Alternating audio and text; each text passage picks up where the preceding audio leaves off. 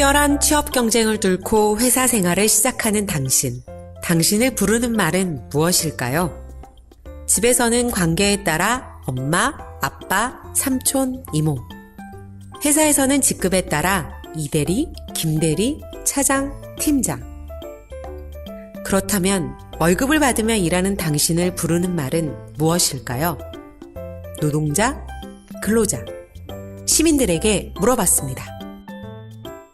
근로자는 왠지 뭔가 에어컨 나오는 사무실에서 사무직하는 사람을 근로자라고 하는 것 같고, 노동자는 뭐 건설 현장이나 아니면 뭐 되게 낮은 급여 받고 하는 뭐 배달원이나 그런 사람을 노동자라고 하는, 내 느낌상 그렇게 하는 것 같아요. 근데 일단은 노동자라 그러면 몸으로 때우는 일이라고 그냥 그렇게 인식이 되어 있거든요. 대부분의 시민들은 노동자는 힘든 일을 하는 사람, 근로자는 편한 일을 하는 사람으로 생각합니다. 국어사전에는 노동력을 제공하고 얻은 임금으로 생활하는 사람을 노동자, 근로에 의한 소득으로 생활하는 사람을 근로자, 거의 차이가 없습니다. 그렇다면 노동자와 근로자의 차이는 어떻게 생겨났을까요?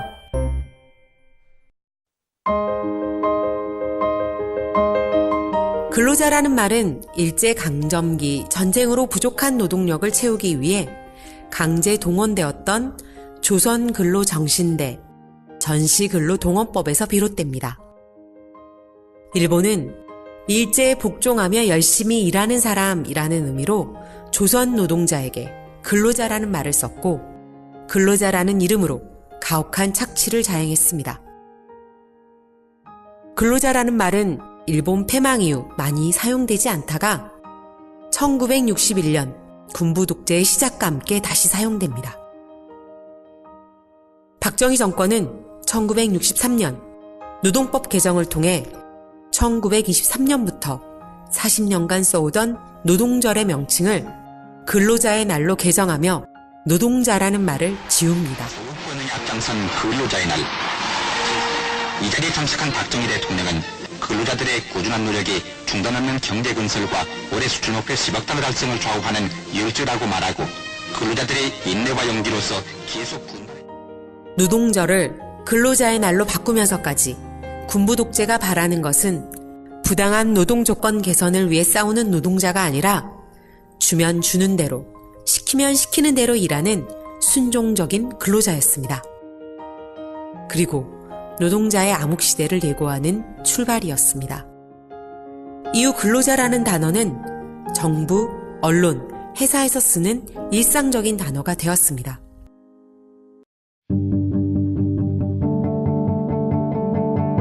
수십 년 억눌렸던 분노는 마침내 폭발했습니다.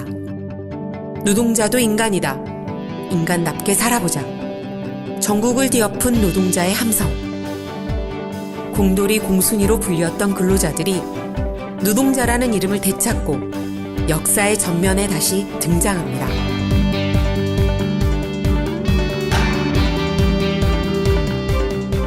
주체적 의미가 담겨있는 노동자, 복종의 의미가 담겨있는 근로자. 당신은 어떤 말을 쓰시겠습니까? 세계 각국의 입법 사례와 국제기구 어디에도 근로자라는 명칭은 없습니다. 일제 식민지와 군부 독재를 거치며 한국에서만 쓰이는 근로자라는 말, 이제는 노동자로 바뀌어야 합니다. 발전소에서 일하는 우리를 부르는 말, 바로 발전 노동자입니다.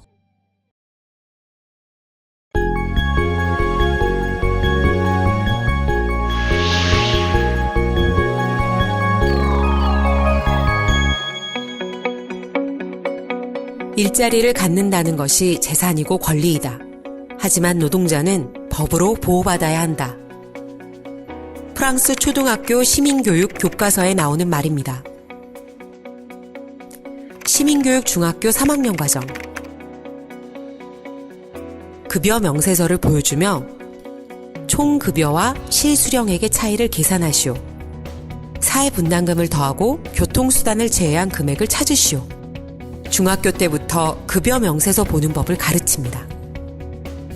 공장 폐업에 맞서 파업에 나선 노동조합의 사례를 소개하며 어떻게 노동조합이 노동자의 권리를 보호하는지 설명하라는 문제가 출제됩니다. 중학교 때부터 노동자의 권리를 위해 노동조합의 파업은 당연하다는 것을 가르칩니다.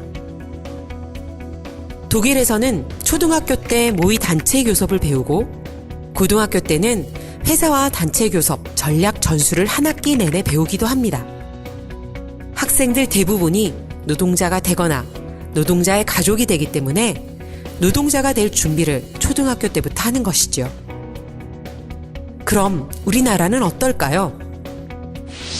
한겨레 신문에서 일반고 사회과 교과서 17종 전체를 분석한 결과 4,612쪽, 노동 관련 내용은 83쪽, 고작 2%뿐이었습니다. 유럽의 대부분의 나라가 평균 27%를 노동 교육에 할애하는 것에 비하면 차이가 참 큽니다. 상황이 이렇다 보니 초등학교 때부터 노동자와 노동조합에 대한 잘못된 인식이 심어집니다. 강력 범죄자들이 나와 있는 수배 전단지. 강력 범죄자의 인상착의를 항상 노동자풍이라고 묘사합니다. 그렇게 무의식 중에 노동자와 노동조합은 과격하고 폭력적인 이미지로 각인됩니다. 그러다 보니 부모들도 아이들에게 커서 노동자가 되거라 라고 말하지 않습니다. 정치도 마찬가지입니다. 불법 파업에 공권력이 투입되면 쇠파이프로 두드려 패지 않습니까? 공권력이 그들에 대해서 제대로 대응하지 못했기 때문에 우리나라가 2만 불대에서 10년을 지금 우리가 고생하고 있는 겁니다. If I were looking for a good job that lets me build some security for my family, I'd join a union. If I wanted somebody who had my back, I'd join a union. 노동조합은 항상 과격하며 경제를 망치는 필요 없는 조직일까요? 아니면 착취를 막고 노동자를 보호하기 위해 꼭 필요한 조직일까요? 여러분은 김무성과 오바마의 말 중 어떤 말에 동의하시나요?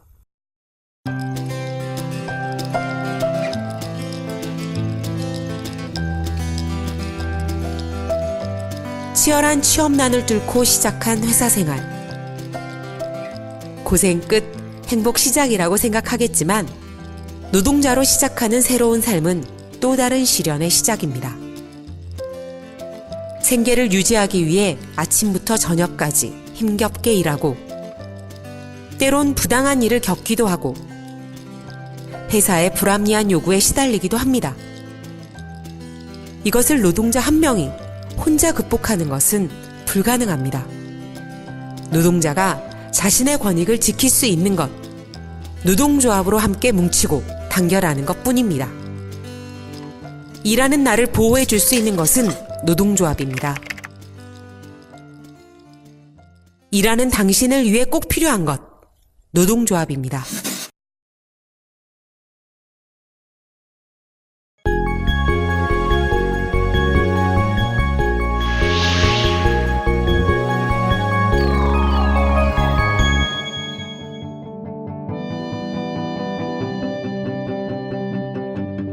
한국 사의 60%의 전기를 만드는 곳, 화력발전 5개사. 화력발전 5개사에서 일하는 발전 노동자. 애초에 발전 노동자는 모두 하나였습니다. 2001년 발전소 민영화를 위해 정부는 한국전력에서 화력발전 5개사를 분할시켰습니다. 전력노조에서 화력발전 5개사 단일노조로 분할, 발전노조를 설립하였습니다. 2002년 본격적으로 시작된 발전소 민영화. 전기 민영화를 막기 위해 발전노조는 파업에 돌입했습니다. 온 국민이 응원하고 가족까지 함께했던 38일간의 발전노조 파업. 발전 노동자의 단결된 힘이 전기 민영화를 막아냈습니다. 그러나 이후에도 정부와 재벌은 계속 발전 민영화를 노렸고 2003년 남농발전 매각 실사 저지투쟁, 2006년 발전 5개사 통합을 위한 발전노조 파업, 2007년 증시상장 저지투쟁, 2013년 전력산업 민영화 반대 투쟁까지 발전노조의 역사는 국민의 정기를 지키기 위한 역사였습니다. 발전노동자의 땀과 열정이 국민의 정기를 지켜왔고 앞으로 지켜갈 것입니다.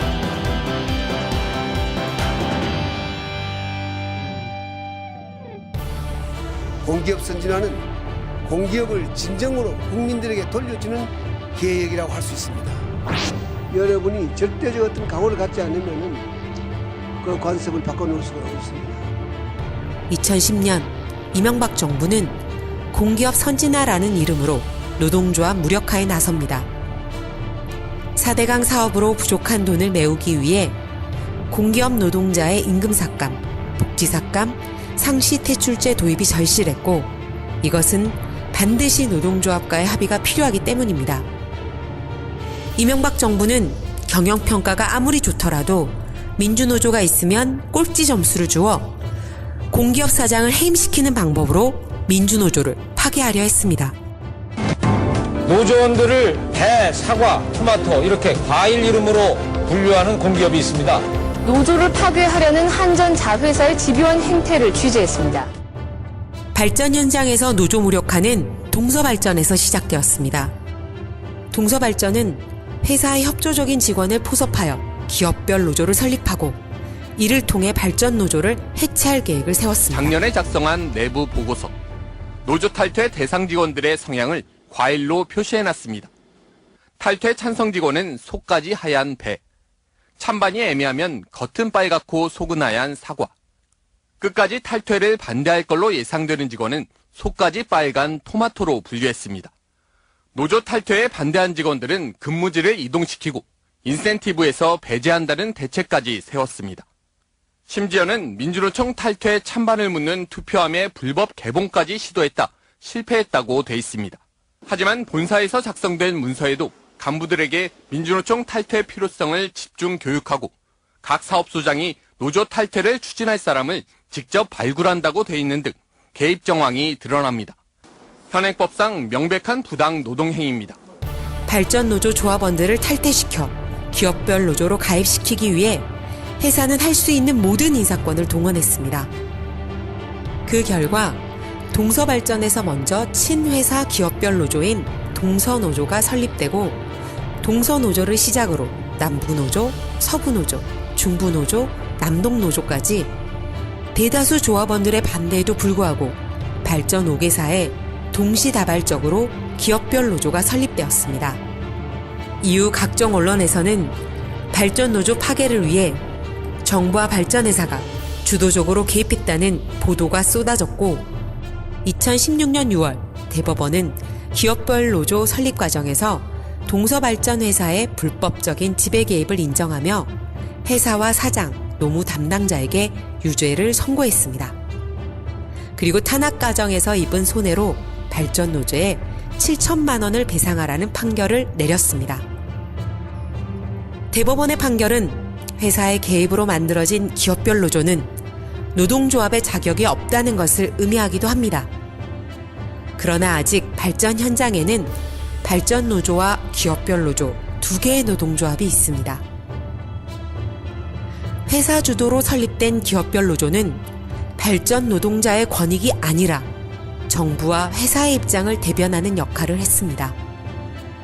강제 퇴출을 위한 성과연봉제가 동서발전에서 먼저 기업별 노조와 체결되었습니다. 기업별 노조 설립 이후 발전회사에서는 임금 피크제, 퇴직금 삭감, 학자금 지원 폐지, 경조휴가 축소 등 임금 삭감과 복지 축소가 진행되었습니다. 노동조합은 오직 노동자를 위해, 노동자에 의해 자주적으로 운영될 때 노동자의 권리를 지킬 수 있습니다. 그렇기 때문에 헌법에는 노동자의 단결권과 단체 행동권을 보장하고 노동법에서는 회사의 지배 개입을 엄격히 제한하고 있습니다. 회사의 지배 개입으로 노동조합이 힘을 잃는다면 노동자 한 명 한 명의 권리도 잃게 됩니다. 민주노조를 무너뜨리려는 정부와 회사의 어떠한 시도에도 흔들리지 않고 발전노조는 민주노조를 지켜왔습니다. 발전노조의 땀과 열정으로 민영화를 막아왔습니다. 발전노조는 조합원의 참여로 발전 노동자의 권리를 지켜가고 있습니다. 노동자는 민주노조로 단결하고 힘을 모을 때 온전히 자신의 권리를 지킬 수 있습니다. 발전 노동자의 든든한 버팀목, 발전 노조입니다.